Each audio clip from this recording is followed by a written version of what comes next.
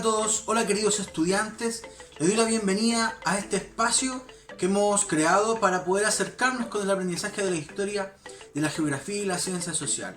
Así que espero que ya puedan alistarse, que puedan ir a buscar un lápiz, un cuaderno, una hoja donde puedan tomar apuntes y poder ir registrando. Lo más importante es que vamos a conversar durante este tiempo que estaremos conectados a través de esta cápsula. Así que para comenzar les quiero contar qué es lo que vamos a hablar hoy día. Hoy día vamos a comenzar a hablar de la colonia. ¿Qué es la colonia? Y vamos a hablar de algunas características de la sociedad colonial.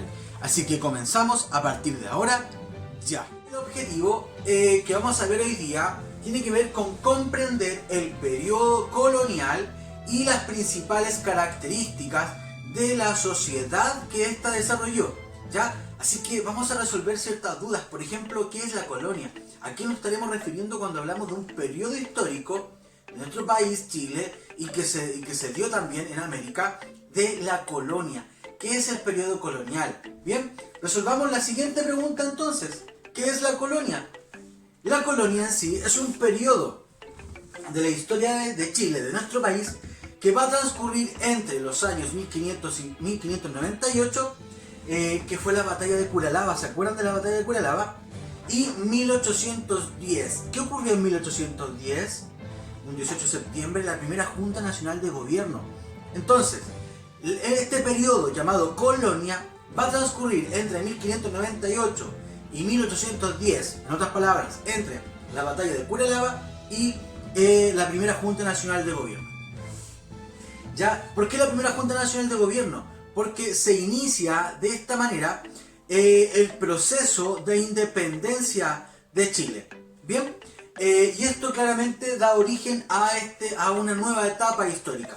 Bien, durante la colonia, España ejerció un dominio total sobre los países americanos, sobre el territorio americano, que no eran países. ¿Ya?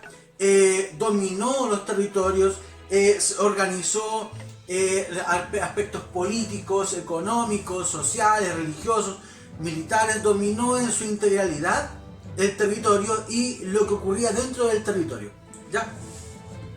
Ejercía un poder tremendo desde España con los españoles que estaban en Chile específicamente, ¿ya? Eso es la colonia, un país dominante que está fuera del territorio y que gobierna sobre este territorio que fue conquistado, ¿ya? Bien, eso es la colonia. ¿En qué etapa histórica estamos? En la que está en el sector de allá, colonia. Bien, y se van a dar algunos hechos importantes durante este periodo, 1600, 1598 a 1810, como por ejemplo, vamos siguiendo. Llega el gobernador Alonso de Rivera, un gobernador español que lleva a gobernar, a administrar el territorio chileno, ¿ya? Se produce, luego de la batalla de Curalaba, un primer parlamento, una primera vía de comunicación entre españoles e indígenas, ¿ya? Entre el gobernador y los indígenas, para apaciguar la guerra de Arauco que se estaba viviendo, ¿ya? También se pone fin a la esclavización mapuche, ¿ya? Los mapuches estaban por un tiempo tomándose como esclavos y se pone fin en este periodo a la esclavización mapuche. Expulsión de los jesuitas. ¿Quién eran los jesuitas? Era una compañía de sacerdotes españoles que había llegado a Chile y eran muy cercanos a la población indígena, eran muy cercanos a ellos. Entonces, ¿qué hacen los españoles? Los sacan de Chile y los mandan de nuevo a España. Se inaugura el puente de Cal y Canto, unifica el territorio, ¿ya? Se produce. ¿Por qué es tan importante? Porque se unifica el territorio y es una de las más grandes construcciones de la época. Bien, también se abolidan las encomiendas. ¿Se acuerdan que se habían dado las encomiendas con un sistema de trabajo en el periodo de conquista, en donde el rey les pasaba a los indígenas, a los conquistadores españoles, para que los evangelizaran, para que les impusieran su religión, para que les impusieran sus creencias, sus sistemas políticos, etc. ¿Cierto? Ya no van a haber más encomiendas, ya no se va a hablar más de encomiendas. ¿Ya? Y se inaugura la moneda, el Palacio de Gobierno de la Moneda. Actualmente el Palacio de Gobierno de nuestro país se inaugura en este periodo. Y por último, la primera Junta Nacional de Gobierno, que se da en 1810 y sabemos que es un punto inicial para el proceso de independencia de nuestro país. Y con esto termina la colonia. Bien, hablemos de la sociedad colonial. Bien, la sociedad colonial tuvo tuvo un carácter estamental. ¿Ya? ¿Qué significa que es un carácter estamental? Que no se puede tener movilidad social. Es decir, si nací en la nobleza, en la aristocracia, en la clase alta, voy a vivir toda mi vida y mis hijos van a vivir en aquella clase social. Si nací siendo campesino, voy a vivir toda mi vida siendo campesino y los hijos de mis hijos van a ser campesinos también, por herencia. Ya en el siglo XV, la sociedad fue lo que ordenó la sociedad durante un gran periodo fue la guerra. ¿Cuál guerra? La guerra de Arauco. ¿Ya? Y se caracterizó por organizarse jerárquicamente. Ya en lo más alto, las clases más altas y hacia abajo, ¿cierto? Las clases sociales más bajas. Pero lo vamos a ver en la siguiente imagen. ¿Ya? Cada grupo de esta jerarquización, de este estamental, de esta sociedad estamental, cumplían ciertos roles y ciertas funciones dentro de la organización de la colonia chilena. ¿Ya? Y eso es lo que vamos a ver ahora. En lo más alto de la pirámide social nos vamos a encontrar estos personajes, que son los españoles. Y los españoles eran como la aristocracia, eran como la clase alta, ¿ya? Por herencia, no podían salir de ahí, ¿ya? Ellos eran los representantes del rey, eran los funcionarios públicos, políticos, ¿ya? Eran también autoridades de la iglesia católica, obvio, ¿ya? Y obviamente tenían ciertos privilegios que las otras clases sociales no las tenían, ¿ya? El segundo actor dentro de esta pirámide, más abajo de los españoles están los criollos. ¿Quiénes son los criollos? Estos personajes. Los criollos eran españoles nacidos en América o en Chile. Eran hijos de españoles nacidos en territorio americano, ¿ya? Específicamente en Chile. ¿Ya? Ellos, en cuanto a recursos, eran adinerados, porque habían heredado todas las tierras, todas las haciendas de sus padres. Entonces, por lo tanto, tenían dinero. Ya eran adinerados, eran propietarios, eran latifundistas, dueños de fondos. ¿Ya? Pero ellos no tenían participación política. ¿Por qué? Se estarán preguntando. Porque habían nacido en América. Es decir, no eran españoles de nacimiento. Eran españoles por sangre, por jus sanguinis, que es por linaje sanguíneo, por ser hijo de españoles. Pero no habían nacido en España. Por lo tanto, no tenían acceso a la participación política. Eran de la clase alta, tenían ciertos privilegios por el dinero que tenían, pero no tenían participación política. No decidían por el territorio chileno, en este caso de la colonia chilena. ¿Ya? En el tercer punto tenemos a los mestizos. ¿Quiénes son los mestizos? Estos personajes que están aquí. Y los mestizos eran hijos de españoles e indígenas, nacidos en América, obviamente. ¿Ya? Gran parte de la población mestiza se desarrolló en funciones militares durante la guerra, ya mandados claramente por los españoles, ya para pelear en contra de los indígenas. También algunos de ellos se desarrollaron en tareas como de artesanía, en el comercio, y muchos de ellos se transformaron en inquilinos y o peones. ¿Ya? Inquilinos eran aquellos trabajadores temporales que iban de fundo en fundo, que se quedaban a vivir en ciertas piezas o colectivos que tenían los dueños de los fundos para trabajar en las temporadas de cosecha de las frutas de las haciendas. Eso como que me suena algo parecido a lo de ahora, ¿cierto?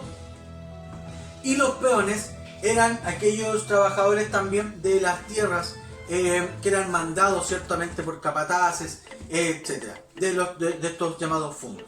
Bien, también muchos de estos mestizos se transformaron en vagabundos. ¿Cómo? Vagabundeaban, no tenían un lugar específico para vivir. Como no tenían una identidad, como eran hijos de españoles con indígenas, no calzaban en ninguno de los dos grupos. No podían ser españoles, pero tampoco eran aceptados con los indígenas. Tampoco tenían un lugar donde quedarse, no tenían una herencia. Entonces muchos de ellos los que no trabajaban se lo llevaban trabajando algunos días en el campo, desarrollando algunas tareas pequeñas en las ciudades, pero no tenían un lugar específico donde se podían encontrar estos vagabundos, peones, cañanes también conocidos, ¿ya? Y por último tenemos a los indígenas. Ellos ocupaban el último lugar de la pirámide social de esta época, claramente, porque eran como, para los españoles, eran la amenaza, ¿ya? Ellos estuvieron en ese lugar, además, porque vivían en guerra, vivían fuera de las ciudades, y su fin principal de los pueblos originarios, de los indígenas de nuestro país, era poder recuperar el territorio que a ellos se le habían quitado. Muchos de ellos también trabajaron como en las casas de los españoles, siendo no esclavos, sino que sirvientes nomás, solamente. ¿Ya? Muchos de ellos murieron muchos de ellos producto de la sobreexplotación, los mulatos, que fueron expuestos a tareas muy forzosas, ya al servicio doméstico, al transporte de carga, ya, pero estaban en la última parte de la pirámide social. Bien, ahora vamos a estudiar un caso que es el caso de la mujer en la colonia. Ya vamos a ver los diferentes tipos de mujeres y vamos a ver qué función cumplía cada una de ellas. Aquí tenemos a la mujer aristocrática. Y la mujer aristocrática era de la clase social alta, ¿cierto? Comúnmente se tenía que casar antes de los 20 años de edad, casarse con algún latifundista o hijo de algún español dueño de fondo. Debían tener, el común denominador es que debían tener muchos hijos. Algunos de ellos se ocupaban de la administración de las haciendas o de las pequeñas tiendas o de los trabajos de esos que eran dueños sus esposos. Muchos de ellas también se dedicaban solamente a cuidar sus hijos en las casas. Generalmente cuando quedaban viudas se dedicaban a administrar la hacienda que por herencia su esposo le había otorgado. Luego tenemos a las mujeres mestizas, ¿ya? La situación de la mujer mestiza fue variada, ¿ya? ¿Por qué? Porque muchas de ellas sí lograron casarse, formar familias, vivir en haciendas, allegados, ¿cierto? Que trabajaban dentro de la hacienda y formar un hogar estable. Muchos lo lograron, pero muchas otras de ellas tuvieron que asumir una maternidad sola, ya sin sus esposos, porque sus esposos eran peones, inquilinos que iban de un lugar a otro trabajando y por lo tanto quedaban embarazadas y tenían que asumir su maternidad de forma solitaria. Y es por eso que surge esta mujer mestiza trabajadora que se rebuscaba la forma de poder subsistir y darle el alimento a sus hijos. Crean las dueñas de las fondas, de las chinganas. Son dueñas de las fondas actualmente, que hoy día conocemos como fondas. Surgen en un inicio en el periodo colonial como las fiestas de las chinganas. Ya otras solamente se dedicaron al servicio doméstico en la casa de los españoles y los criollos, que eran la aristocracia de la época. Por otro lado tenemos a la mujer indígena. La mujer indígena formaba un hogar, ¿cierto?, con españoles o criollos. Muchas de ellas se casaron o se vincularon a la convivencia con españoles o criollos y configuraron familia, nacieron mestizos de esta mezcla racial, ¿cierto? Pero también muchas de ellas se quedaron a vivir con sus familias indígenas, formaron familias, ¿cierto? Y la mayoría de ellas logró quedarse a vivir en su territorio, a luchar por su territorio, por la causa indígena mapuche, para recuperar sus tradiciones, claramente, y su territorio, ¿ya? También tenemos a las mujeres esclavas. La situación de las mujeres esclavas era la situación de la mujer de la raza negra. Esa era la mujer esclava, ¿ya? La mujer esclava era sometida a mucha presión por los patrones. Ya tenía que resistir mucha presión, el trabajo muy duro por ser esclava, por ser de raza negra. ¿Ya? La mayoría de las mujeres indígenas, negra, esclava, casi no tenía hijos por lo mismo, porque sus hijos iban a ser esclavos y por el miedo de que sus hijos fueran esclavos no tuvieron muchos hijos, o al menos tenían uno solo, ¿ya? Tenemos por último a la mujer religiosa, ¿ya? así como las órdenes religiosas como de hombres, también existían las órdenes religiosas de las mujeres, ¿ya? Estas mujeres se dedicaban a las misiones, a evangelizar, a estudiar, ¿cierto?, la Biblia, y también desarrollaban ciertas actividades en la sociedad, ya que tenía que ver con actividades solidarias en pos del bienestar de la población, ya en el nombre de Dios, claramente. Llevaban una vida contemplativa, más bien resguardada, a la oración, al estudio, se sumergían más bien en el ámbito espiritual, en los conventos en los cuales ellas vivían. Ya a la vida religiosa se incorporaban muchas mujeres, ya, de las cuales con el principal fin de servir a Dios. Ese era el principal objetivo de las mujeres religiosas, servir a Dios y todo lo que conllevaba aquello. Bien, hemos llegado al fin de nuestra cápsula. Hemos visto qué es la colonia, en qué periodo se desarrolló. También vimos algunos puntos principales de la sociedad, la pirámide social, las funciones que tenían cada uno de los actores principales de la sociedad. Vimos el rol de la mujer, y en eso quiero detenerme. De las mujeres que vimos hoy día, de la mujer aristocrática, de la mestiza, de la indígena, de la esclava, de la mujer religiosa. Quiero que puedas reflexionar en tu hogar, junto a tu familia, o con alguien cercano, que puedas conversar, dialogar, reflexionar en torno a esto. Existe de las mujeres que existían en la colonia, ¿cuál de las que existía en la colonia calza con algún tipo de mujer hoy día en la actualidad? Desarrolla esta actividad ahí en tu casa, reflexiónalo.